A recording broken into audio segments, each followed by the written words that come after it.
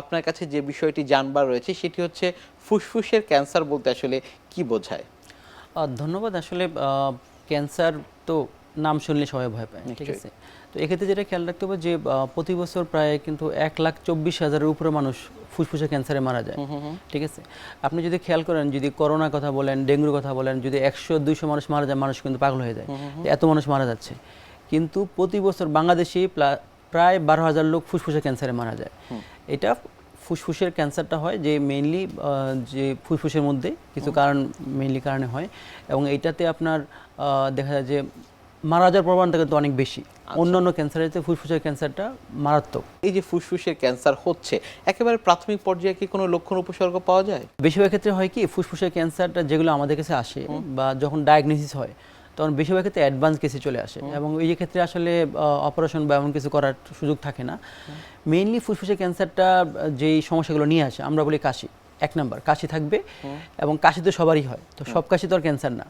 তো যে কাশির সাথে আরও কিছু সমস্যা থাকবে, যেমন কাশিটা যদি আপনার 3 সপ্তাহ বেশি হয়, বয়স যদি 40-এর উপরে হয়, এবং পেশেন্ট যদি ধূমপান করে, এবং তাদের ক্ষেত্রে কাশির সাথে যদি অন্য অন্য সমস্যা থাকে, যেমন ওজন কমে যাবে, বুকে ব্যথা হতে পারে, হঠাৎ করে শ্বাসকষ্ট হতে পারে, কাশির সাথে রক্ত যেতে পারে, তো এই সমস্যাগুলো যখন থাকবে তখন আমরা চিন্তা করবো যে এটা ক্যান্সারজনিত কাশি কিনা। সাথে আরও থাকবে যে কোনো সময় হঠাৎ করে কাশির সাথে রক্ত যাচ্ছে, এবং এটা অনেক সময় বেশি হইতে পারে, কমও হইতে পারে। সাথে দেখবেন যে প্রচণ্ড বুকে ব্যথা হইতে পারে। এই বুকে ব্যথা কিন্তু নিয়মিত হয়, আবার ক্যান্সার হয়। তো এই সাথে আমাদের খেয়াল করতে হবে যে আরও অন্য অন্য সমস্যা আছে কিনা। পেশেন্টের আপনার হঠাৎ করে শ্বাসকষ্ট হতে পারে, নিউমোনিয়া হতে পারে, আপনার পেশেন্টের ওজন কমে যেতে পারে, পেশেন্টের আপনার দেখা যায় খাবার খেতে হঠাৎ সমস্যা হতে পারে, খাবার ঠিকমতো ঢুক গিলতে না পারে, পেশেন্টের জন্ডিস হতে পারে। যদি ক্যান্সার ছড়া যায়, আপনার দেখা যায় পেশেন্ট অনেক সময় অজ্ঞান হয়ে যেতে পারে।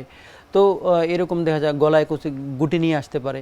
তো কাশির সাথে বুকে ব্যথা সাথে যদি আরও অন্য অন্য সমস্যাগুলো থাকে, তাহলে আমরা চিন্তা করবো যে এটা ফুসফুসের ক্যান্সার কিনা। যক্ষ্মা, নিউমোনিয়া এগুলোর যে লক্ষণ রয়েছে, এর সাথে আসলে এই যে ফুসফুসের ক্যান্সার, এর লক্ষণে কোনো ধরনের তারতম্য রয়েছে কিনা?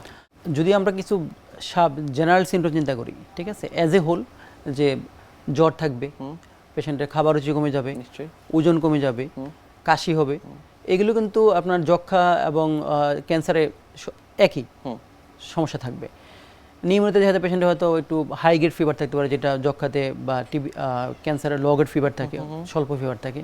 তো এক্ষেত্রে যেটা হবে যে ক্যান্সার ক্ষেত্রে আমরা চিন্তা করবো যে কাশিটা কতদিন, আচ্ছা, পেশেন্টের রক্তটা কি পরিমাণ যাচ্ছে, পেশেন্টের আপনার বুকে ব্যথা খুব বেশি হচ্ছে কিনা, এবং কাশিতে রক্ত যাচ্ছে কিনা, এবং এক্সরেতে কোনো চেঞ্জ আছে কিনা।